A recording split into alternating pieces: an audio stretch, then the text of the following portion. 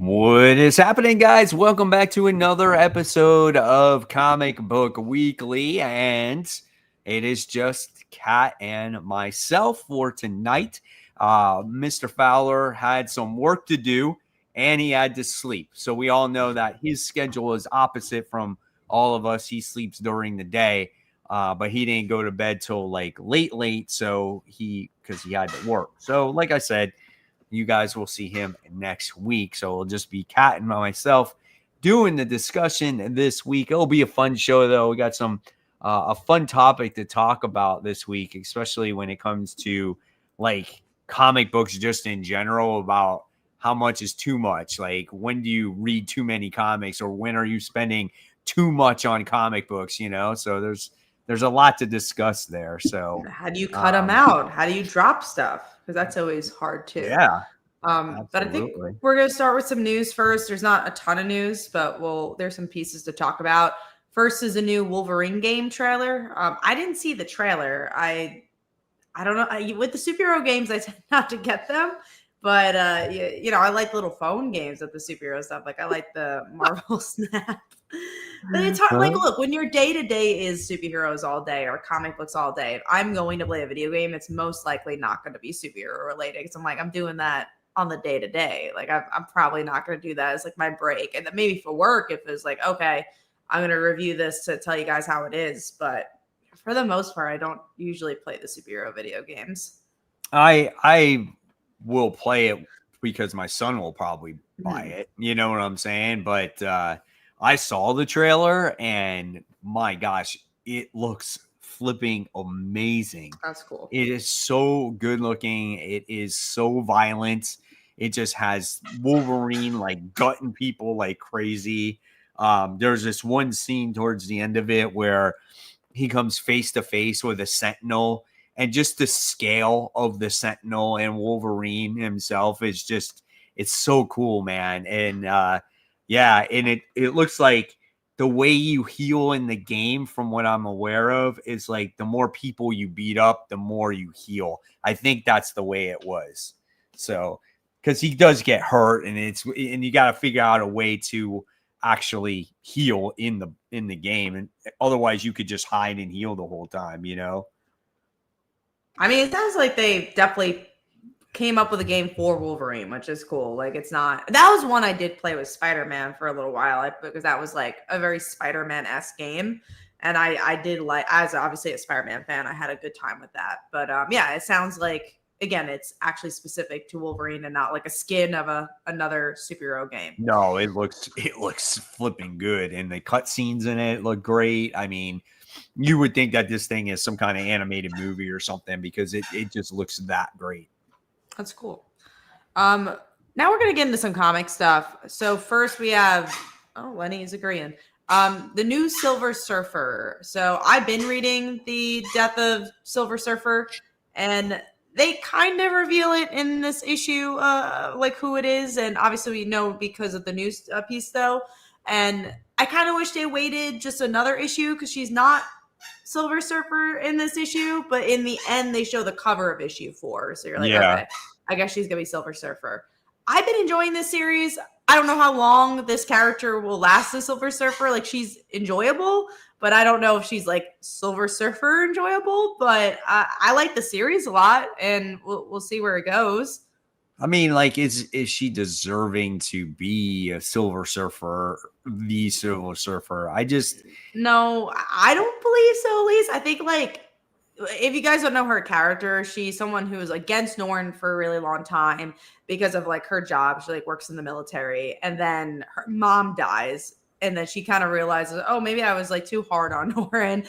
And that's kind of her story. But again, it's not, I think the character that was in Dan Slott's run, we got to spend more time with, I would almost understand if she became Silver Surfer in that run. It was like, oh, we spent so much time with her. But this, I don't know. Yeah. I mean, I don't know. I just, at this point, I just feel like it's like it's like how many like different Hawkeyes, different Silver Surfers, different Hulks, different Spider-Mans, different Daredevils.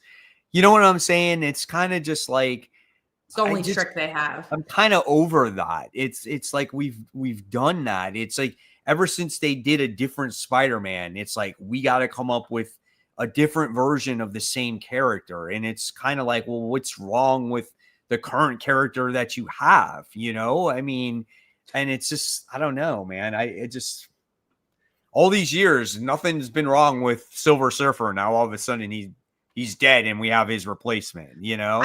I think the reason is because of the movie, because it's a female version in the movie. But I mean, I feel like Norrin in particular, you could like you could make a Mystique and like shift him. Like that would be a better, like I feel like that would be like if you really want to make him a female character. But yeah, I don't disagree. And I think that's been kind of a problem with obviously superhero comics, but I think in particular Marvel as of recent is that they don't know what to do with their characters. So they do just say, oh, okay, Spider-Man's a new person, or Silver Surfer's a new person, instead of making Norrin have an arc and do something different with him. Give him a real story. Like, no. Yeah, let's just kill him off and then let's make this new person, the Silver Surfer. So now we can do different stories with this new person. And it's kind of like, well, I don't know, man. It's just they did it with the Punisher.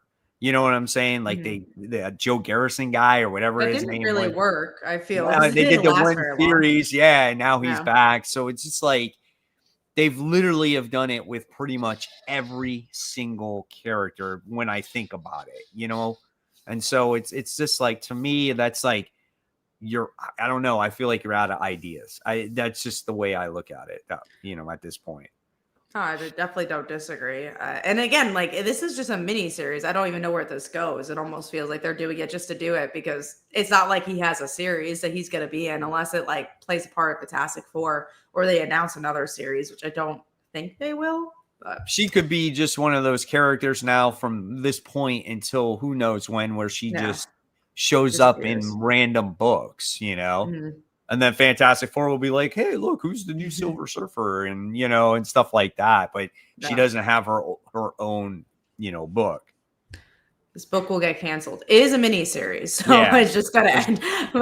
Yeah, there's no ongoing. I think this book, it was created just to make this female Silver 100%. Yeah. And again, I do think it's because of the movie. They just tend to do that. All right, let's get into the next thing, which is Webtoon is now partnering with Boom Studios to do vertical scroll comics. Good. Which honestly, out of any of the publishers, this is the one I think that fits really well for Webtoon. Because like in the Marvel, they picked like the John Romita Jr., the Zeb Wells John Romita Jr. run for Spider-Man. I'm like, that's such a weird pick for like teens to read. I don't think that's going to be what they like. I think they would like a Miles Morales or Spider-Gwen more. Like, hey, we can give that one away for free. Right, exactly. Yeah. They don't mind that. But yeah, the Webtoon like fence is great. They had Lumberjanes. I'm like, oh, that fits so well. And again, it just gets people I like it because it's independent stories. Mm-hmm. It's still the comic form, obviously, but it's just something away from superhero comics that you can totally get into. It's a good idea. Really is. I 100% agree. So that is cool. And believe it or not, we're up to our last news piece, which is Image Comics announces a 27-day comic shop exclusive window for their trades, which I think is great. Obviously, right? Great idea.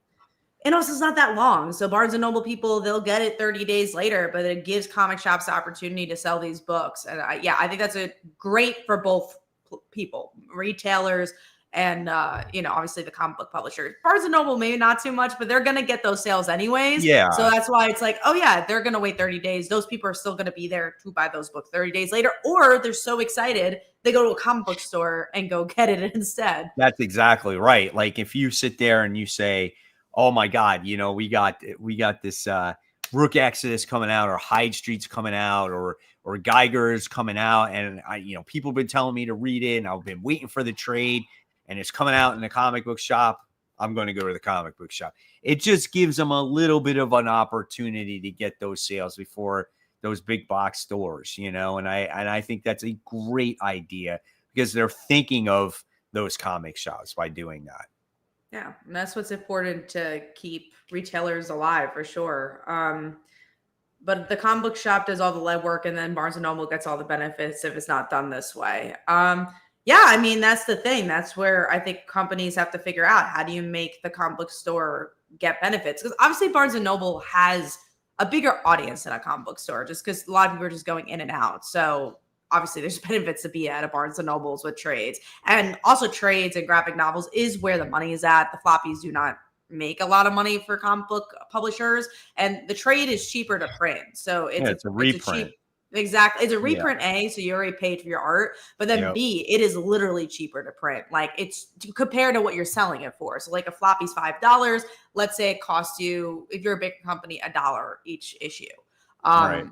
Then you're making $4 off of it. But also the retailers get 50% of that. So like it's the margins are smaller. But for graphic novels, let's say it costs $3 to make each a unit, and then you're selling it for 20. That's a lot easier to make money. So that's why the graphic novels are so important. But yeah, good for them. Really happy about that. And I think we are going to go into our main topic. So we're going to talk about how many comics, especially you had, and even me. Like, I used to get more like 12 comics a week. Now it's getting to 15, 20. I know that I had a week close to 30 a few weeks ago. And I'm like, oh, now we're getting to a point where we got to make some cuts. So Mike, especially for you who did read 30 comics this week, like, how you feeling? Do you feel like this is positive or negative? Man, I tell you, I read, I think it was 31 or 32 or 33, so somewhere close around there. And I want to say like 8 of those books were new number ones, which I do it for my show. So that's one of the reasons why. But we have so many new issue ones coming out every single week that it's insane. Like, I think next week, I recorded first issue Fridays for next week. There's 39 new number ones coming out all together. Crazy. Yeah, no, that's nuts. So that's all together. And some of them are smaller publishers that might not even get a chance, but that's a lot. That is a lot. And so when you're constantly adding even 1 or 2 of those every single week, right, to your pull list, then your pull is going to get pretty large, right? And a lot of series don't wrap up as quickly as those new number ones come out. So, yeah, man, that is crazy. It's a lot. I mean, I'm not going to lie. I got all my reading done by Friday, which is good. But it was a lot. I was exhausted. It can be overwhelming. You can forget things in some of the stories at times if you try to read too much at one time. Especially if they're mediocre. Like, if it's like something that's a very point A to point B, it's easier to forget than like something maybe that will like impress you. When you're impressed by it, like there's weeks ago, like that zombie book we read. Like, I'm very excited for that issue too. But that's one like I keep thinking about because it's a really good issue. But the ones that are those point A to point Bs, maybe something like that, the Silver Surfer this week, where I'm like, oh, that was fine. But you know, maybe I won't remember it because I read 20 books. So I don't disagree. And I think for people like us, we're always going to buy it, but it's hard for people who are really cutting. And for me in particular, and why I haven't gotten to 30, is I really try picking and choosing because I don't want to read books I dislike. You know, I just really like, if I'm not enjoying it, that's why half the time I don't read event books, because I tend not to like them. And B, they tend not to do anything for the universe. So I'm just like, they usually just don't do it. I usually get the issue 1 to review it, and then after that, I'm like, I don't really need more of this. So unless it's good, like I'm still very excited for DCKO. There's been events that I followed through, but not many events. But yeah, it's really hard to pick and choose because of it. And I know, and I think it's also because DC is probably having a little bit more titles than they used to, because I know they've really limited it, and now they're getting a little more. But it's also Marvel. Marvel's releasing so much. Yeah, I think with DC, I just think part of the issue there is that they actually have good titles. So it was like it was very easy for me not to read DC because I've always been the Marvel person. And so I was like, oh, I would read something from DC. It wasn't very good, and I was fine with that. Now the DC comics are like really flipping good, and the Marvel comics, not so much. But again, I stay true to Marvel. Like, I constantly read them no matter what. And, you know, obviously some of them are just very, like you said, mediocre, and that's why I'm kind of this time around when it comes to Age of Revelation, like I'm I'm being very choosy about the newest issue ones coming out from that event, because I know a KO's lot of coming out at them the are same probably time. not going to be great, Yeah, and KO is going to be around the same time it's coming out. So it's like, Yes. oh, you're going to want to get more KO. No, I agree. You got to be choosy, and I think that's the way to do it. And it's hard because I like having a lot of options. Like, I'm glad all these books exist, but also, are they oversaturating themselves? Especially on the Marvel side, I think they're definitely oversaturating themselves. And I love seeing a lot of indie books, and I want people to give more of them a try, but it's hard when Marvel and DC, and again, more Marvel has so many books, like people won't give those indie books a chance. It's like, oh, I'm already buying so many Spider-Man, and I'm just like, I think either, no matter what, in my opinion, and hopefully I'll give you guys my 2 cents, get the indie book. Like, if you're really torn between the third Spider-Man or the indie book, I hope you get the indie book. Yeah. And I think that's part of it too, though. Also, there's more indie books than ever that are selling well within the too. past couple years that have been so good, like so good. So when you look at all the Ghost Machine stuff, I know you don't read all that stuff, but for me, like, all that stuff is good. When you look at all the Energon stuff, like, all that stuff is good. It's like, it's constant. And I know a lot of people read all the Spawn stuff too. So it's just like, there's just so much out there right now. And then you add with the Absolute Batman and Wonder Woman and those books too. So that's all a newer line. So people are jumping on board with those, right? And then Marvel just had books forever, where they always had a ton of books, like ton of X-Men books. So it's just like, I think at this point in time, if you're looking to cut, it would be Marvel. And that's a shame. But they, out of anybody right now, have the weakest books. They really, really do. They do, and that's really the sad part. And I remember there was like one week where they had like 10 books coming out, let's say, and then I got one. I think it was like Amazing Spider-Man. I was like, how is that possible? I'm getting like one Marvel book, and then the rest, the indies were high, and then the DC were high. So yeah, no, it's definitely interesting. And then someone mentioned Mark Spears. Like, yeah, Mark Spears was making amazing numbers for something that's not an Image Comics, and I love seeing that, to see like an up and coming indie company like Keen Spot do so well, and it shows the power of art and the power of having a style, which is really, really cool too. So yeah, there's a ton of books out there. You got to pick and choose. I think Marvel's got to up their game to kind of stay in the running and keep getting those indie books. There's just so many great stuff, and that doesn't include OGNs, right? Kickstarters, Webtoon. There's like just a plethora of things to read. And that's like, I love it, but I'm also like, you gotta choose. You gotta choose what you're gonna read.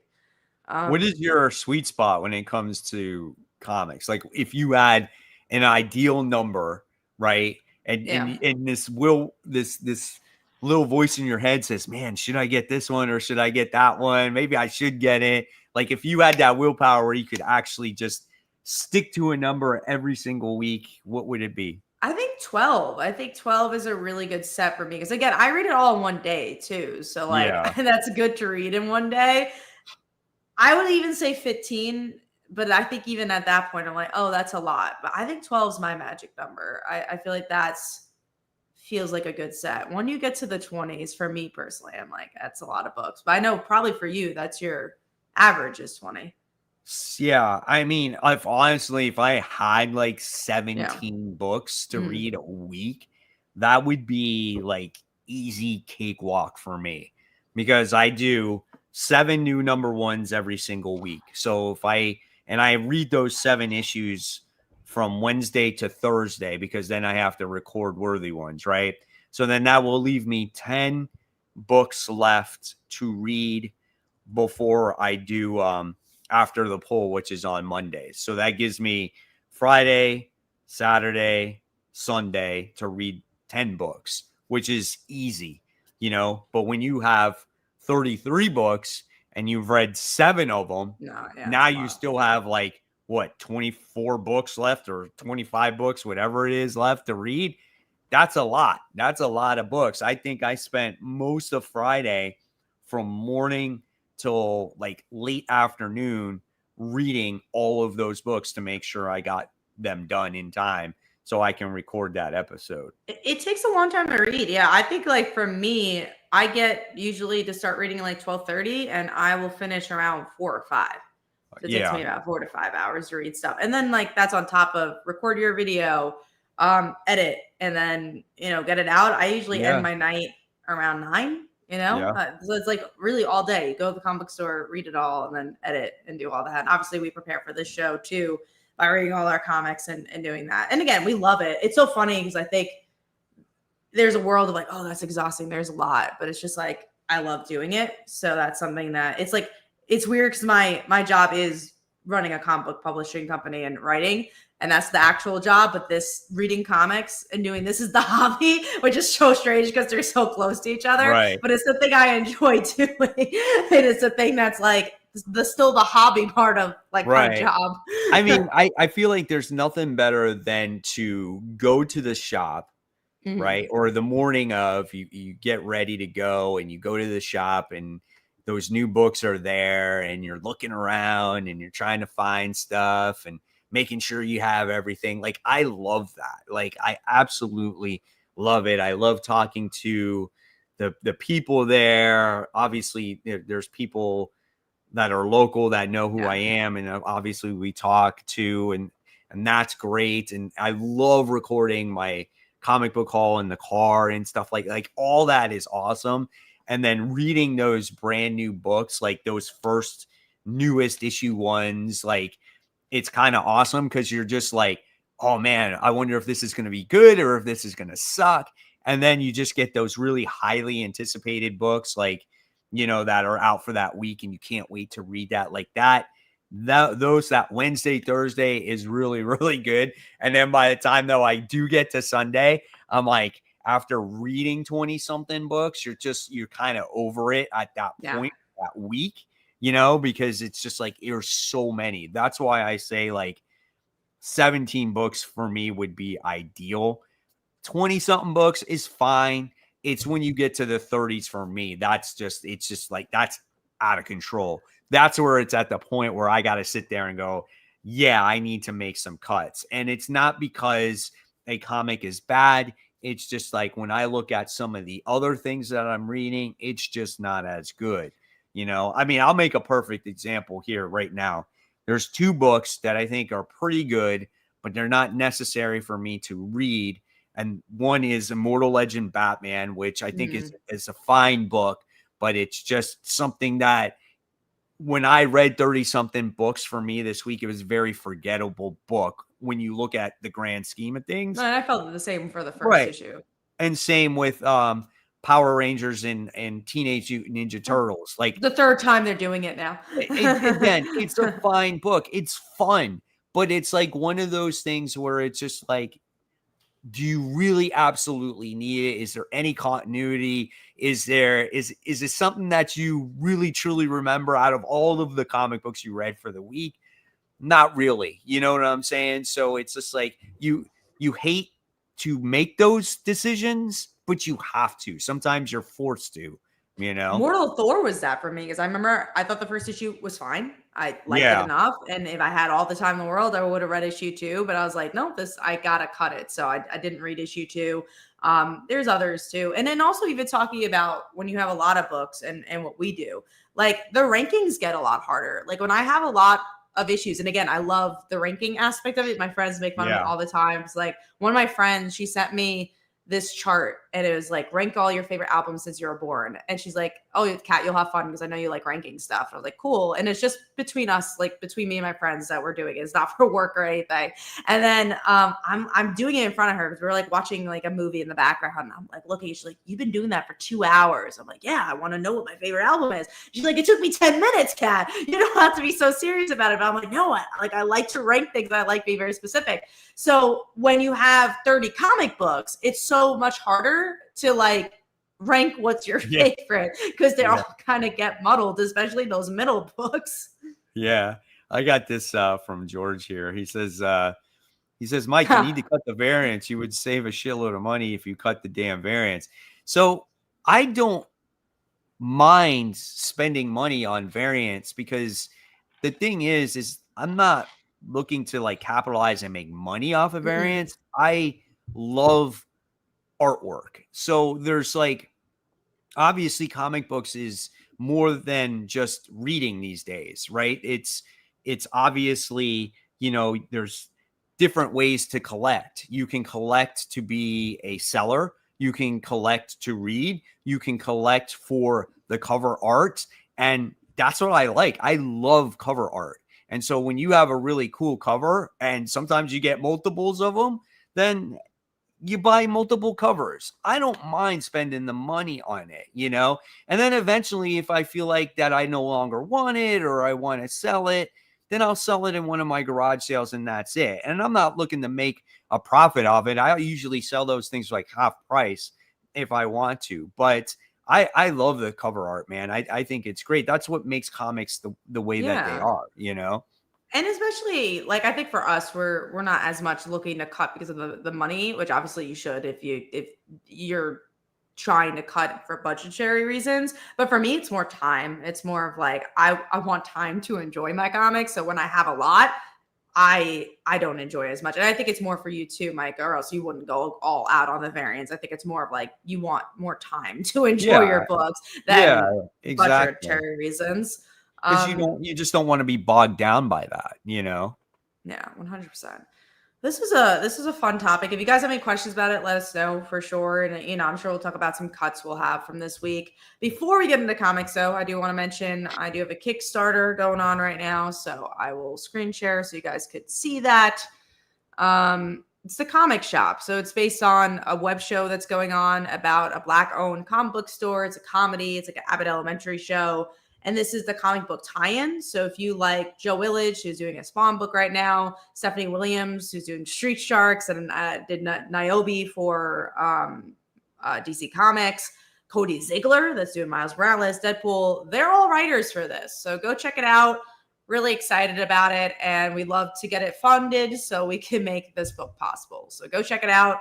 And that's it from my side. We do have some questions. Joseph G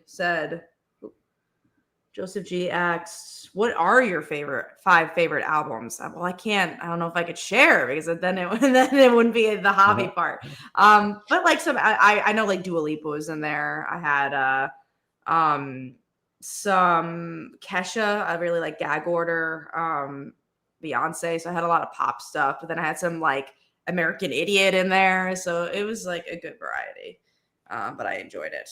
You were talking about like ranking the comics, and so I started to the point with my After the Pool series where I stopped basically just like grading the comics all together for that series and just started ranking them, and I rank them in Marvel, DC, and independent.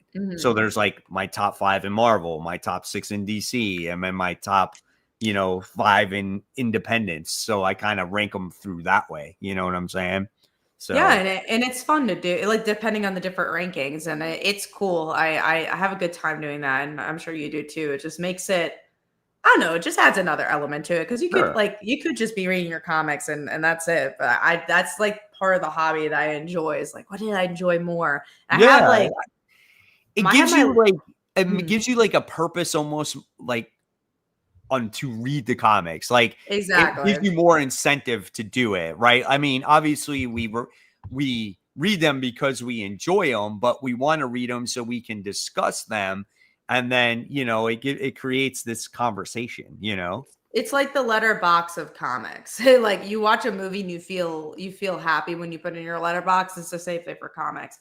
But yeah, I've been using this iPad, which is an old iPad. I only use it for rankings. And this is like rankings all the way, I think from 2014. Yeah, 2014. It goes on. That's so funny. Because I have like every ranking that I've ever done in this iPad. Hopefully it never gets destroyed. Yeah, any other stuff, or do we want to jump into comic books? Yeah, let's go jump into some comics here. Let's talk about them. All right. So Yes, unfortunately, Brant couldn't be here tonight, so we will miss his discussion. But let's talk about it. Let's talk about Wonder Woman issue 25. So this was the first book that I jumped on for Wonder Woman in quite some time because I wanted to see what You've been this missing so much. matriarch character was. Like the variant cover I picked up with her on it, that's the one I wound up getting because, yes, the artwork looked badass. She looked badass. It's her first cover appearance. And so I was like, what's this about? And then you got these like mouse kids running around saying the same shit over and over and over again. I'm like, Do you know that's been happening for 4 issues in a row? that's ridiculous. 4 issues. I was gonna drop it last issue, but then one of my viewers was saying like, "Oh, the new villain shows up. You should pick up the next issue." But that has been going on for 4 issues. That every single word is that. It's not even as bad as this issue. At least had other words. The other issues only said that. Jeez. Over and over and over again.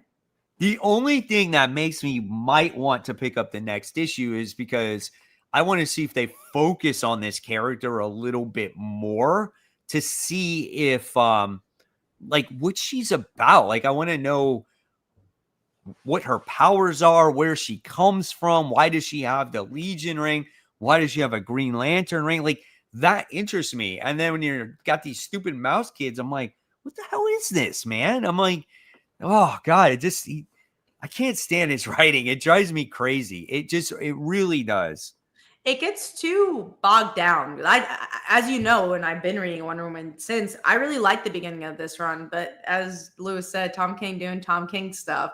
It just gets so poetic and repetitive, and the pacing's not for me, which is so interesting because the art is so good. Like it's like with this beautiful artwork, but it's just like continues not to be for me. I'm sure it's for other people because obviously there's a lot of people that love Tom King's writing, but it's just I can't get into it, and I will most likely drop it because I've been reading this 25 issues straight, and when she was still saying the mouse stuff and doing the ear stuff, I'm like, I'm done. I can't anymore. We got a comment in there saying that she's a Wonder Woman from the future.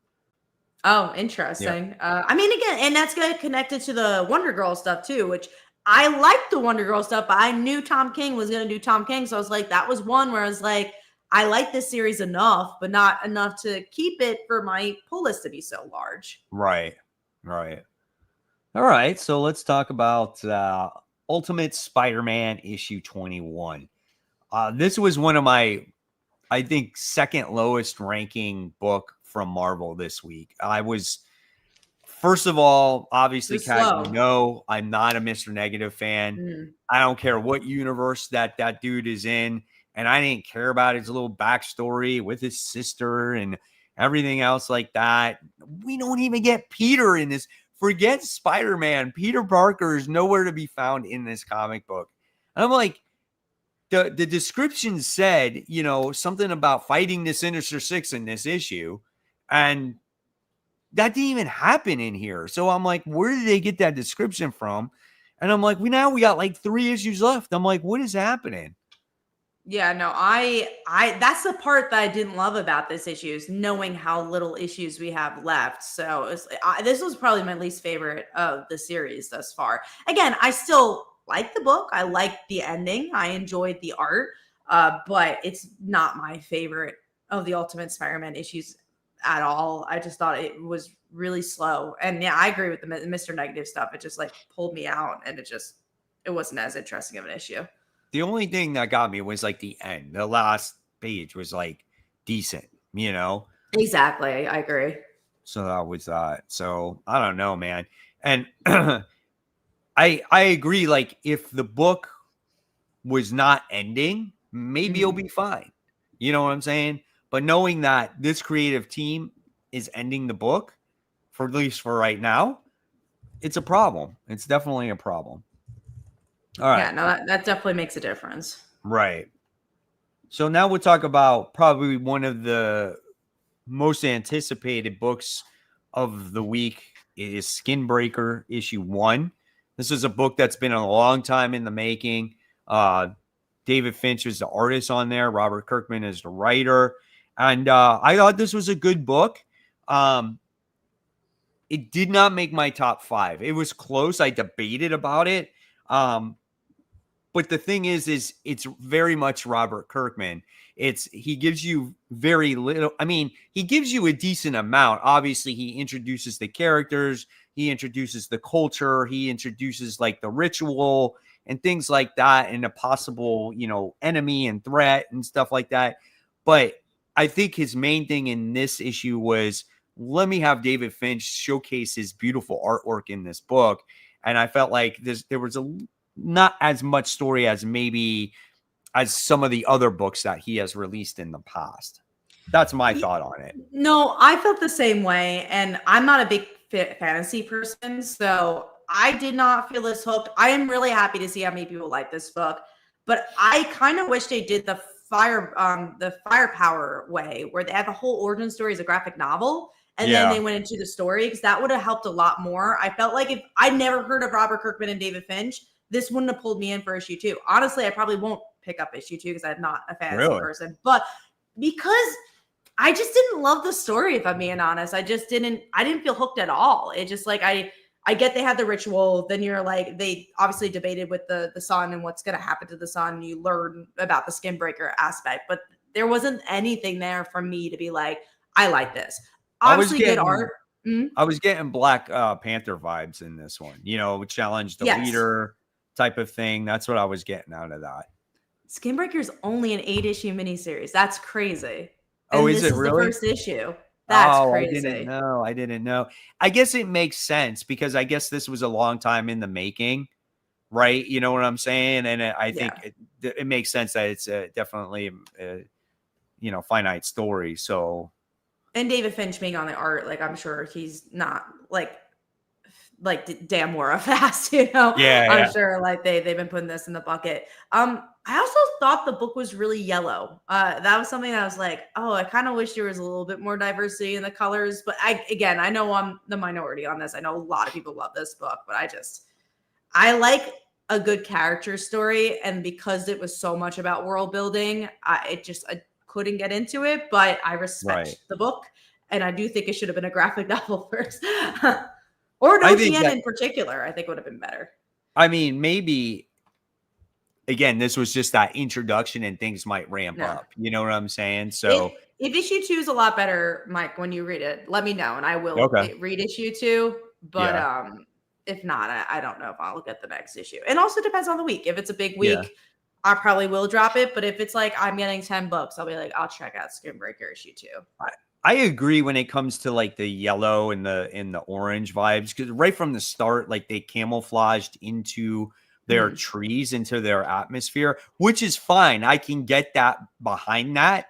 But then the background, like the sun and everything, was very much that same color. So it made them hard to see. So, they like blended in. They were camouflaged, So I'm looking forward to the second issue. I definitely want to see where it goes here. Mm-hmm. All right. So Void Rivals issue 23. I don't want to spend any time on it because you don't read it, but for me, I don't think we did our number 5, so we should. Oh, I'm sorry. Yeah, go for your number 5. Mine was, let me see. I think it was Black Panther, Black Cat. Black Cat issue 2. I'm having a fun time with this book. I do think it's still getting its bearings, like of what the series is and her being an anti-hero. Right. But I like the voice. I like the art a lot. I like the style. It's very G. Willow Wilson in the regard of like she builds a world around the person.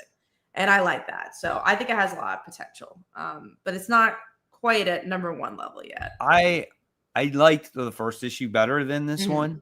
I wasn't like fond of the job that she was doing in this one with the vampire and stuff like that. So I wasn't like really into that part of it, because there's that vampire that shows up like at the end.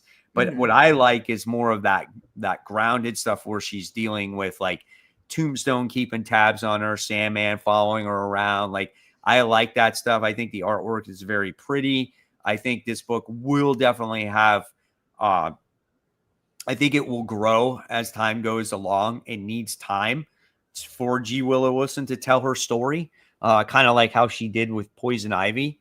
So I'm definitely thinking that this is going to be a solid book as time goes along. I definitely agree. Again, it just needs to ramp up a bit, but there's a lot of potential. So what was your number 5? My number 5 was Hyde Street issue 9. Just a really well done book. I mean, it's just a book that constantly focuses on the characters getting introduced into Hyde Street. And this time around, it was focused around the plastic surgeon here.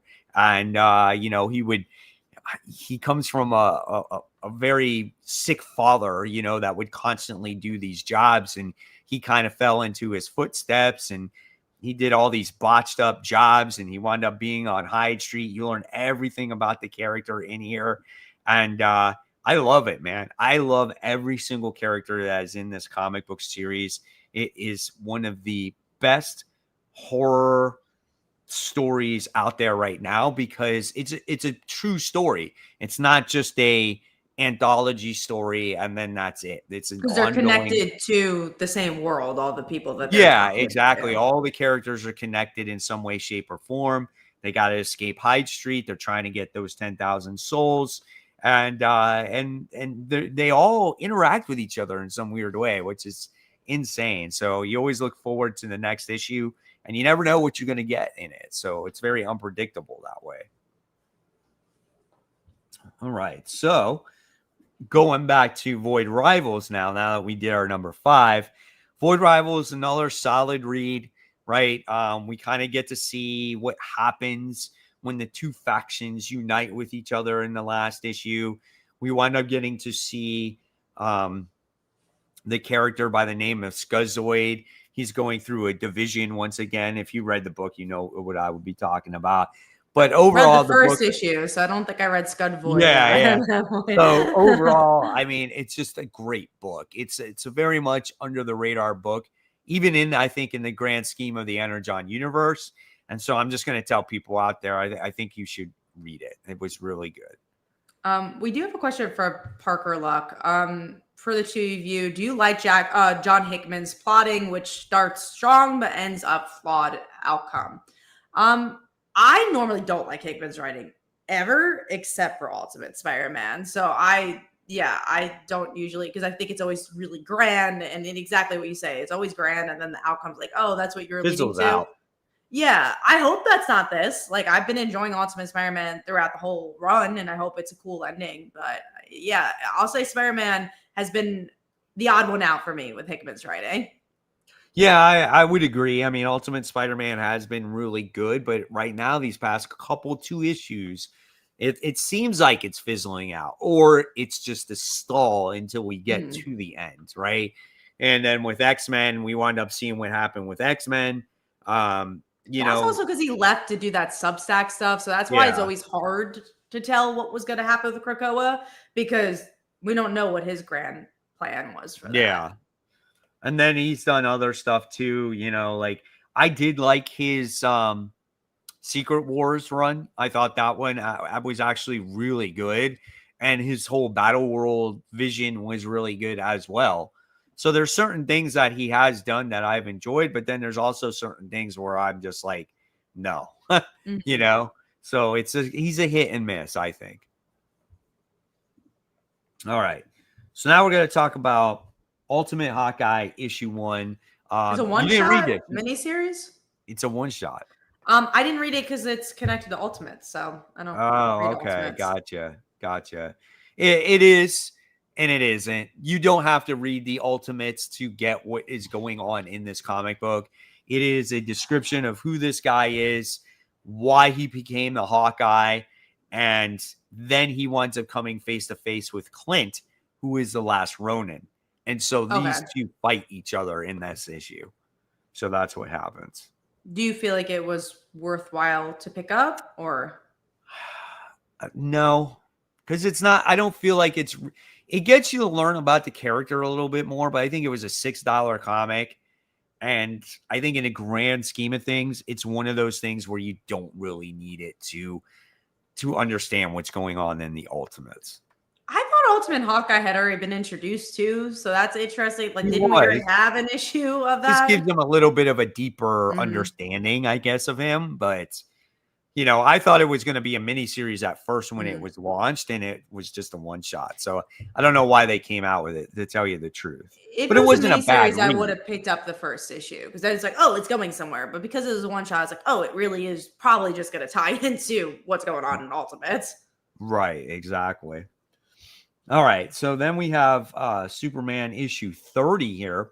So listen, we always talk about events and how events, at least from Marvel's side of things, just kind of pop up out of nowhere. It just happens. Mm-hmm. Like last year you had Blood Hunt, right? Just happens. No real build up to It was it. supposed to be a Blade movie, and then that didn't even Right. come out. And then you had One World Under Doom that came out, which was a little bit built up. It came out of Blood Hunt, so I think Blood Hunt existed so they can lead into One World Under Doom, but it didn't feel like this big buildup, When it comes to Superman, and I would say Justice League Unlimited as well, like these books are building up to something big. You can feel the tension in this comic book when you read it. And I was like, this is really, really good. I agree. And this is coming from someone who didn't like last issue because I don't like the Legion of Superheroes. And I really like this issue because I think it was more about building to that event. And this almost was our title for the show, but making it pretty obvious where the Superman family is going to be when it comes to DCKO, because they show Darkseid here, they show Lex Luthor, and they have Superman as well. So that they're going to be bigger parts of this event. I really liked it, and having Dan Mora do so much art and still have like perfect art. I don't know how he's doing it, but he's as good as he is in every issue, and he's doing so many comics. So I really was impressed by this issue. And again, this is coming from somebody who wouldn't normally like something like this because of the Legion of Superheroes connection. But even Superman Prime, a character, Superboy Prime, a character that I'm not, connected to because I didn't grow up with Death of Superman. Obviously, I've read it, but I know like people really love the 90s Superman. I even liked his arc here. I thought it was menacing. He was really good in this issue too. Yeah, I love it was the end great. of it. Yeah, I really liked it a lot. Yep. Got a question here. It says, Mike, are you going to help fund the Spider-Man John Romita Jr. newspaper books on Kickstarter? I didn't even know that was a thing. Okay. I didn't either, and I am the queen of knowing everything that's on Kickstarter, so I didn't even know that was existing. So I don't know. I'll have to take a look at it and see. But, hey, it's John Romita Jr., so we'll see. We'll see. All right. So let's move on here to our number 4. What's your number 4? Mine is Emma Frost, issue 4. I'm liking this series. I think the art is better than it needs to be for like a mini series. A absolutely gorgeous looking book, right?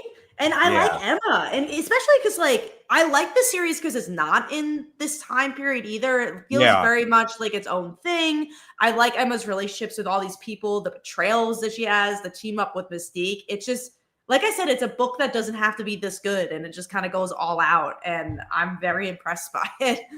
I love like how sass she is, and I love like her personality, and then I love like how they put her in this Sentinel graveyard, and she was trying to just fight these Sentinels, and then obviously she gets rescued by Mystique in the issue.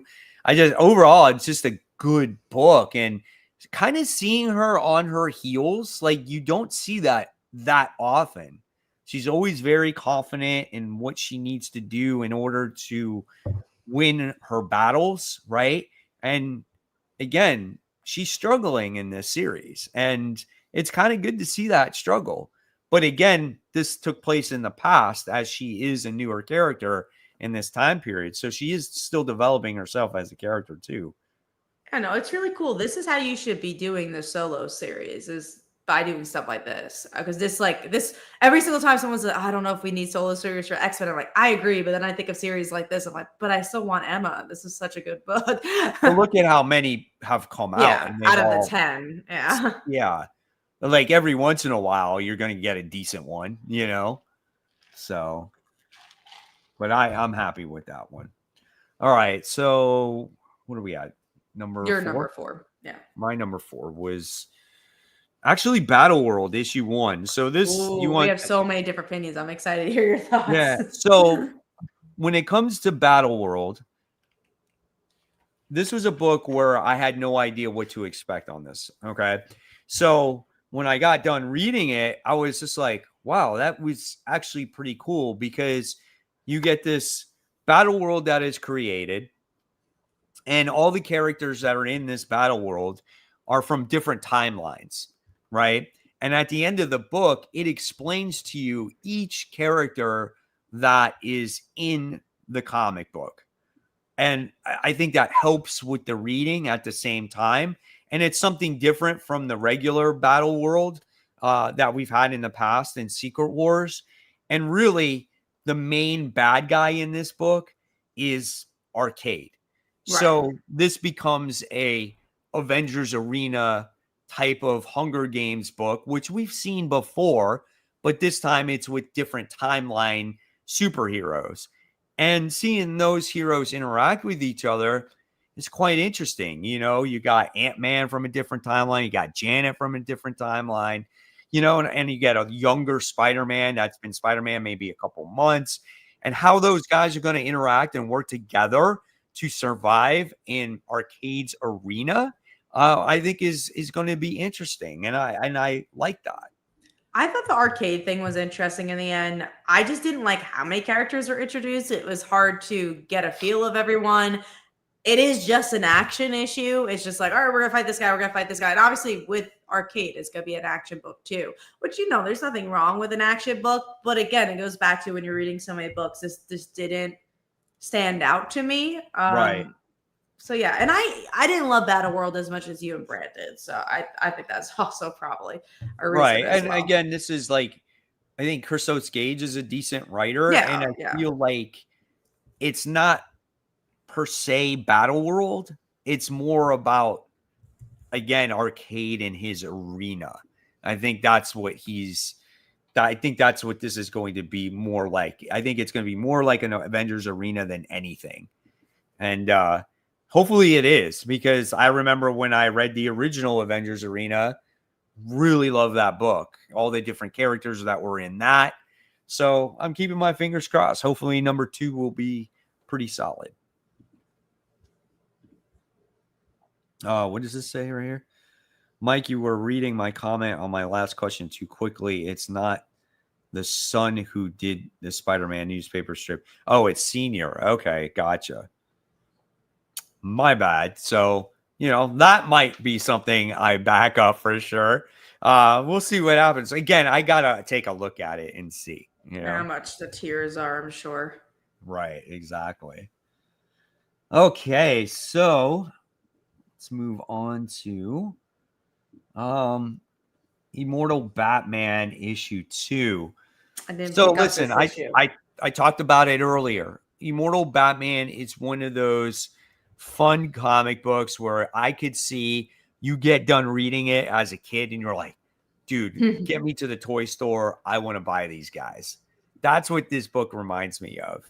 It's very Power Rangers-esque. It's very mixed with Batman. You get Bane in this comic book, which it is what it is, you know, not a bad book. It's kind of cool, but it's one of those things at the end of the day where I wasn't like, oh man, I got to read issue 3, because out of all the comic books I read this week, this one was the best. It wasn't bad, but it wasn't the greatest, you know? So it's just one of those books that I'm going to pass on. And then just right there with it, Mighty Morphin Power Rangers and Teenage Mutant Ninja Turtles. Same thing. It's you got the Turtles facing against the Foot Clan, and they're all using each other's powers to get stronger, and they're fighting each other. And I'm going to say that there is an emotional aspect in this comic after issue 1 of what happened to Master Splinter. And we get to see kind of the Turtles splinter off from each other. And we kind of see Leo taking things in his own hands. And so there is more of I feel like a emotional story there. But again, it's one of those books that I don't need. And you guys do know that I'm not the biggest Power Ranger fan either. So I like that the book reinvents itself after so many issues. That's something I enjoyed, and I do like the emotional pull. I get it as someone who's not a Power Rangers fan. I actually think, I don't know, I feel like they actually cross over pretty well, because I was like, oh, I think they lead into Power Rangers more. But honestly, they both like share enough, because like obviously the big emotional pull is Splinter. But yeah, I think it really depends how invested you are to these franchises. I really like Ryan Parrott's writing, and I think he does a very good job at this series. But I understand when you're getting 30 books, maybe it's not going to be, in your poll. But I like having it in my poll. I think it's a really fun palate cleanser for me. Like, it's still a serious book when it comes to the emotions, but it's also mostly fun. Right. Gotcha. We got a question here. It says, or comment.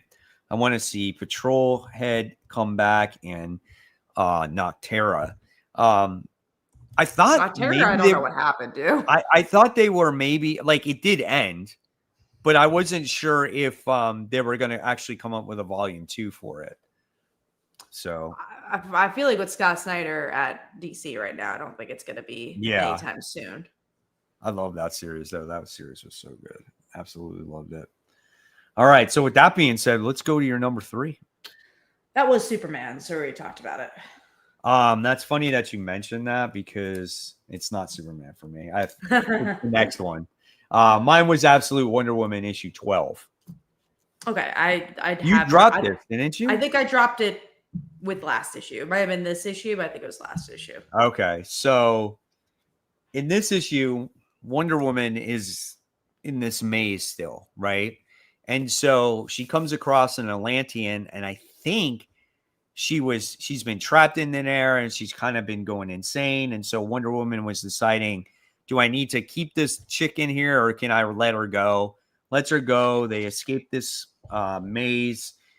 There was a Amazonian in there as well, and we wind up finding out that something's going on with them as well as with the Amazons. But the big thing about this is there's the bad guy in this book, right? And she's running experiments on all of these people or creatures, whatever. And this is a spoiler, but I thought I would let you know, because this might make you get back onto the book again. Zatanna's in this book now. Oh, that is fun. That is pretty cool. She's being held up in a cell, and it looks like she might be going against Wonder Woman in the next issue or so. That is pretty cool. It's a shame that I did drop Absolute Wonder Woman, because it's never been a bad book, but ever since I read it, I'm like, I'm not that big of a Wonder Woman fan, So that's why I was just like, again, goes back to trying to get less books on your pull list, but it was never a bad book. All the Absolute books are really good. I like all of them. Right. Yeah. So I saw that. I was like, oh shit. I'm like, that is cool. Going to be pretty cool. Yeah. So first time we get to see her. All right. So now we move on to, we talked about Black Cat. And then we got Twilight Zone. This is, I'm guessing, an anthology type series, because the show is. So yeah, it's going to be a one and done. I read it. I liked it.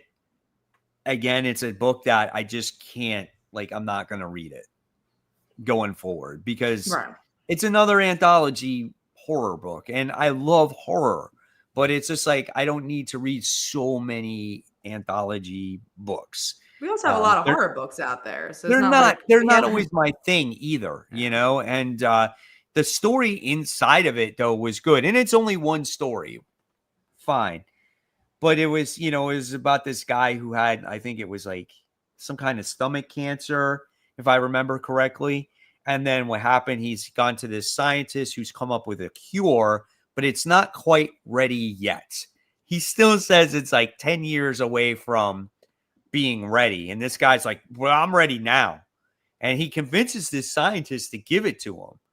So he's like, okay. So he gives him the serum, and the dude is like healed. He's like, oh my God. He's like, this is the greatest thing ever.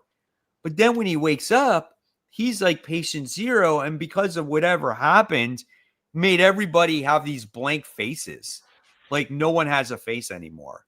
And so he can stay on the island and not spread the disease, or he can take this chance and take this helicopter. And then if he goes to like another town or city, whatever it is, he's just going to spread it everywhere. So he just decides to take the helicopter and go away. There you go. Yeah, it's crazy. So it was pretty good. I mean, it's not bad, but it's going to be a different story every single month. No, it's harder to follow those for sure, which is why I did pick it up, because it's just harder. Like, I'm not a hardcore Twilight Zone fan, so I'm just like, all right, it's going to be an anthology series. Some issues you're going to like, and then some issues you won't. Yeah. And I think it's one of those books. I think the comment that I made was, if there is a story in there that you might like that particular month, then you buy it. If not, then you leave it on the shelf that month. It's that type of story. You know what the solicits are going to say, so they'll describe what the book is. We do have a question from Mike Manhattan. Did you guys see Marvel Zombies? I didn't, and I also haven't heard like any buzz really. Like, I've heard people watching it, but not like, this is great. I've been catching up with Peacemaker. I watched the first episode so far. And did you like it? I liked the first. It took a little while to get you into it because they got to set things up. Sure. Right. But it's animated, right? Yeah. It comes off. It's spinning off of like What If series. But it's fine. It's got like who is it? It's got Kamala in it. It's got Kate. It's got, is it Riri? I think Riri Williams was in it. I like all those characters. So. Yeah. So it's got quite a few characters in there. And then it's got like some of the Thunderbolts in there, like the Red Guardian and the new Black Widow. And so it's kind of cool when you got Moon Knight in there, who's a mashup with Blade. So that's kind of cool too. So yeah, it's not bad. Let's see what happens. Oh, it's a mini? It's only 5 issues? What is with these ending these series? Yeah. That's crazy. For Twilight Zone, for you guys listening. Okay, so going on to number 2. What's your number 2? Mine is Spider-Gwen. I saw someone hate for Spider-Gwen, but I do think it was Tevye. So I don't know if I trust your Spider-Gwen opinions, Tevye. But I really like this series. If you enjoy horror in particular, it's like a slasher book where this villain is attacking all of Gwen's bandmates, and you really get to see the anger out of Gwen in this issue, where she just wants to freaking kill this thing, and then she like hunts down this guy, and she thinks it's him, and then it ends up being someone else. So I like the vibe of it. I'm enjoying it. I like this book. Gotcha. All right, I liked it. I just wasn't in my top, and understandable.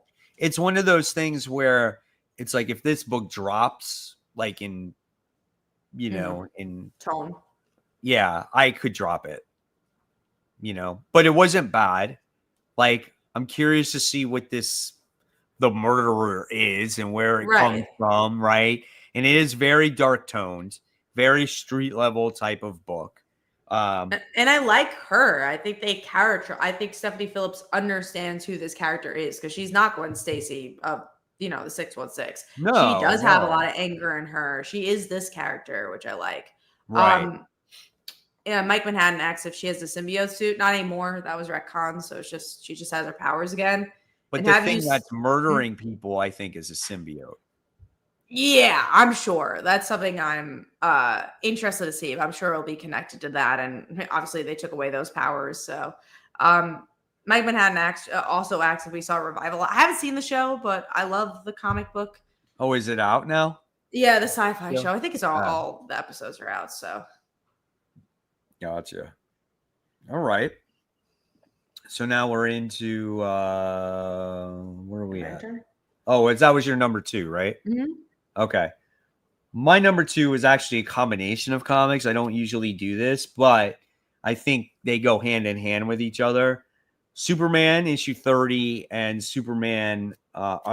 Justice League Unlimited issue 11. That makes sense. Because I didn't know you were still reading Unlimited. I don't, but since it's connected to KO, this is officially a prelude to DC KO. So when I got Superman, the comic shop manager told me, read Superman first, then read Justice League Unlimited second. And when you do read it, it does make sense. And this was one of the better issues because you wind up getting to see the Justice League characters, which is only a certain amount of them, because no one can make it to the Watchtower because it is being destroyed by the Time Trapper, who is Doomsday, as he suffered almost a fatal injury. And it's causing like his time stream or his Omega energy or whatever to spew out and causing the Watchtower to just age significantly. And we get to see our heroes race against time to trying to keep the Watchtower together. So it's pretty interesting. It was very hectic and insane. And then it all ties into with Superman arriving on the Watchtower with Booster Gold, as you got to see him take out Booster Gold at the end of the Superman issue. I didn't even know they connected. So that is interesting. Is the next Justice League Unlimited also Prelude, or was it just this issue? At that point, I think we might be into it. KO. Yeah, because I think it's next month, so that makes sense. Right. Yeah, I did not read that issue because I did not know, and I did drop Unlimited a while ago. So that's cool that, again, and I'm guessing Dan Mora did the art for Unlimited too, because he's been doing the art. Not for Unlimited, not for this issue. Yeah, it was different. Okay. But great books. If you're not reading, first of all, Superman is like one of the most consistent superhero books there is. Like it's been consistent. Yeah, and it's been like 3 years this book has been out. It's like usually you have that 1 year where it's like that's a great book. Like Nightwing's a good example. We love Nightwing in its first year, and then it kind of dropped. Superman's like, I agree, it's been going up and up, and it's been like a 3-year run, and it's still fantastic. Oh, Kat, this popped in my mind the other day when I was walking my dog. I'm happy I remember this. So remember Joshua Williamson wrote the Robin series? Do you remember how they had a tournament on the Lazarus. Island? The Lazarus Island. Same thing with DCKO. It's just in a much grander scale. And that was a great story too. And I remember it felt satisfying, the ending. So I honestly, Joshua Williamson has done no wrong for me. I don't remember a book that I disliked from him. I loved Robin, loved his Green Arrow run, loved Dark Ride, loved this. Like there is not a Joshua Williamson book I dislike. So I just like his writing.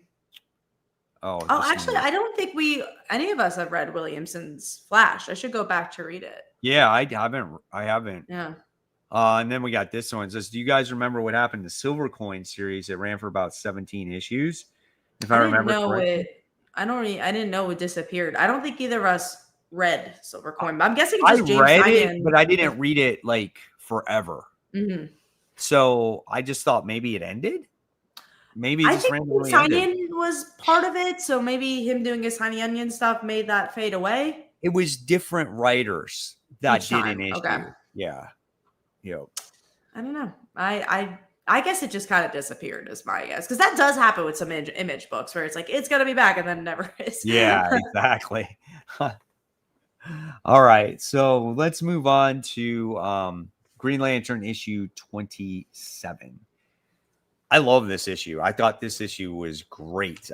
This is the issue where you get the emotional spectrum back. It's back. I think Jeremy Adams, it took him 27 issues to do what he needed to do, but it's finally back to where you're going to get all the cores, all the colors. You got all the characters back.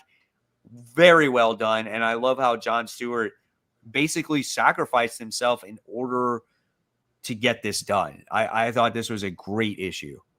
It felt more like a core issue than but they've been tying in with each other. Yeah, they happen. I think that was my one nitpick. I was like, I don't love Jon Stewart as character, so I was just like, oh, I expect this from Core. When I'm reading Green Lantern, I expect like a Hal story.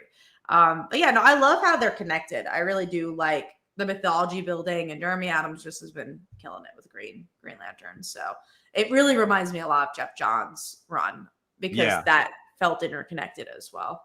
Yeah, and I think like Green Lantern was at its best when you did have all those colors, just because you have all these characters that you can work with.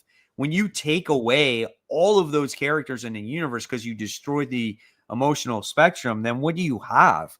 What did you have for the past so many years with Green Lantern? Nothing. Like, you had absolutely nothing. You had a random Hal Jordan series by Grant Morrison, right? That And wasn't. it just did not deliver at all. So now it's like you bring back all these characters.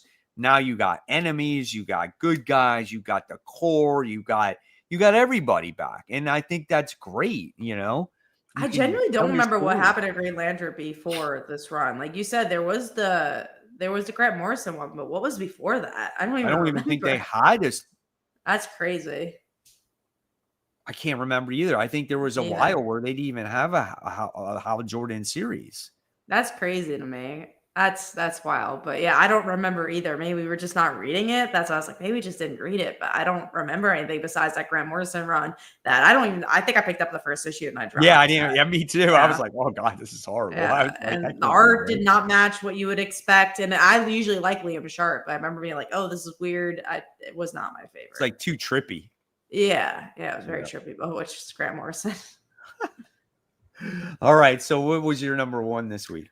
Mine was The Thing, issue 5. I actually thought it was a really satisfying ending. I love how much Yancey Street was a character. I thought the relationship between the Thing and the girl and the mom was really interesting. I just felt like it was a really feel good superhero story, and it shows this is what you can do with a solo story with the Thing. And it's Tony Fleecs at his best. He's so good at character work, and I think this is a very under radar series, but I had a really good time with it. Excuse me. I did too. I really enjoyed this book. It was a nice surprise, Good ending. Yeah, with a good ending. It was a great conclusion. It's just like and that uncle, oh my gosh, what an asshole he was to I do that to his know. niece. I couldn't believe it. It was so sad to actually see that, and but it was overall just a great and fun story. And he got who Ben Grimm actually is, and that's what made it so good, I agree. It was like his essence was like all over this. And again, that girl was a lot of fun. Sometimes when you have a random character that shows up, it's like, why is she Yeah. here? But like she played really well throughout the series. And seeing like all the different villains throughout the series too was really good, and they were done in their classic style. That's what I Yeah. enjoyed about it. Pick up The Thing, guys. It don't let it go under your radar because it actually ended good. Because again, sometimes a miniseries starts so good and you're like, it fails in the ending, but that didn't happen here. It Yeah. actually had a good ending. My number one was Green Lantern issue 27. I figured after you're talking about it. Yeah, just awesome for me. And a Green Lantern book, I don't think has been number one in quite some time. Yeah, I don't remember the last time you had me when Jeff Johns ended Yeah, his run. right? All right, so I'm going to hand it over to you for the most Sure. anticipated here. So I'm just gonna read Brant's that didn't line up with ours just so we could talk about it. Just like the Omega Act special issue 1. This is like the culmination, I believe, of everything that's been going on in Justice League and everything that's gonna build up the DCKO. This Yeah. was close for me, but obviously we're gonna have so much of that in the future. But yeah, I'm gonna pick it up for sure. Yep, I am too. I definitely will pick this up. Anything with KO, I don't think it's an overwhelming event. I think they have so many tie-ins, but I will be definitely picking up that stuff. And for me, one that I have that you guys don't have, it's my number 2, is Absolute Green Lantern issue 7.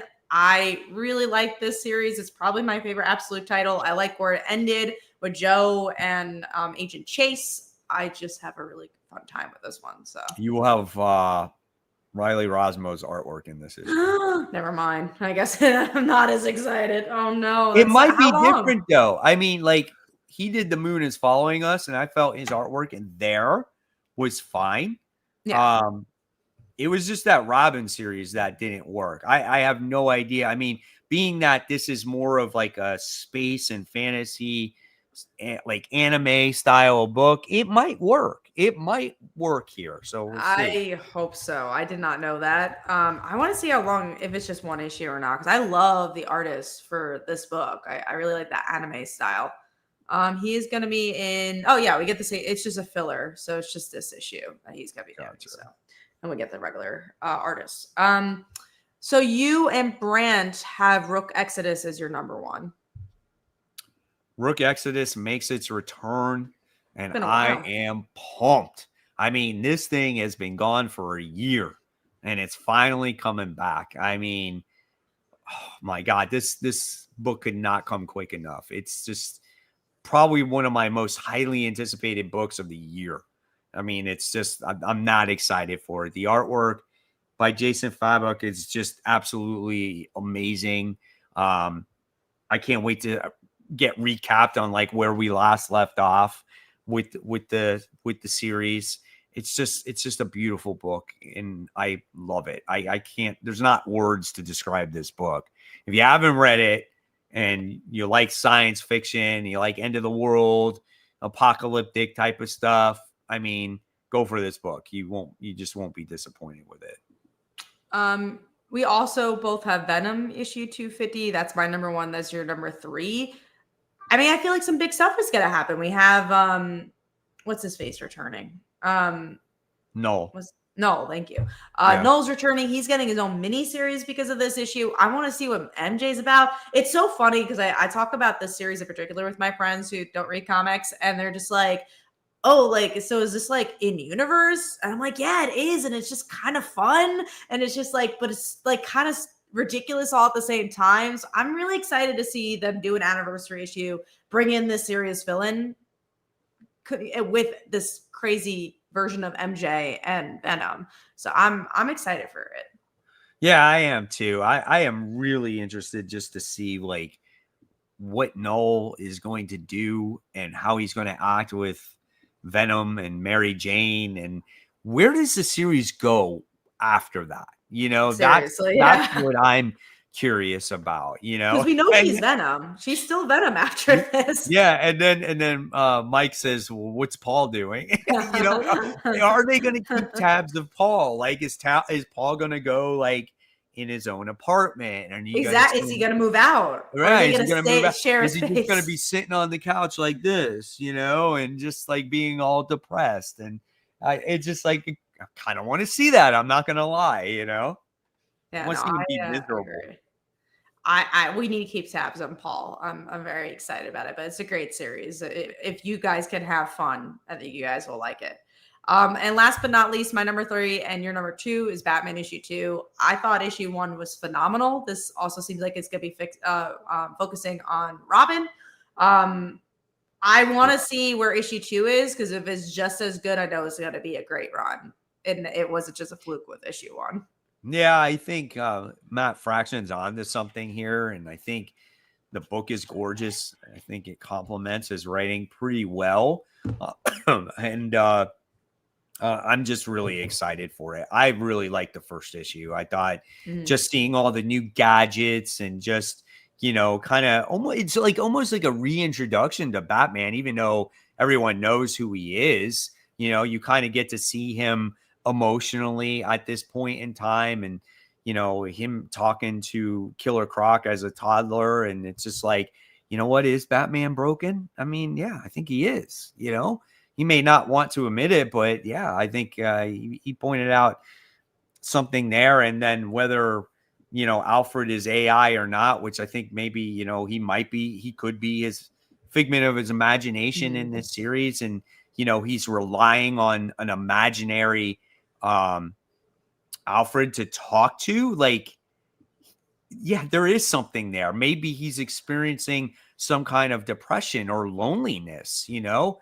I don't know, but it'll be cool to see Tim Drake back in this series again, and let's hope that this time he stays in it, where unlike last time he just dropped off of it out of nowhere. No, and I that's where I think the key could be, is that Tim would be really involved, because we're not seeing Tim anywhere else. Like we see Jason, we see obviously Dick Grayson, but Tim just doesn't have as much spotlight. And obviously Damian, especially, we get a lot of. So I wanna see more Tim. Very excited for that book. That's it. That's our show. So we're gonna close out, and we miss Brant, but hopefully we'll see him next week. Yep. Yeah. Hopefully he will be back. So hopefully you guys had a fun time. We had a great show tonight. A lot of discussion, great comic talk. You know, tomorrow we get a lot of books once again. I think I'm getting 23 books tomorrow. And then guys, this is the month of October, the month where things kick off, and it's going to be big. And your Not Comic only, Con is next week, so we're gonna get. Well, we won't get the news this Tuesday, so our show next week, but the week after we'll also have all the New York Comic Con stuff.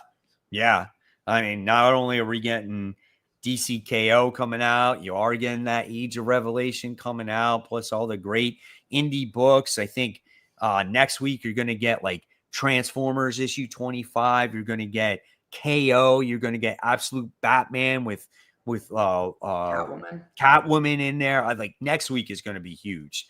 So just be prepared for next week. So I can't wait for that show, man. That's going to be a big one.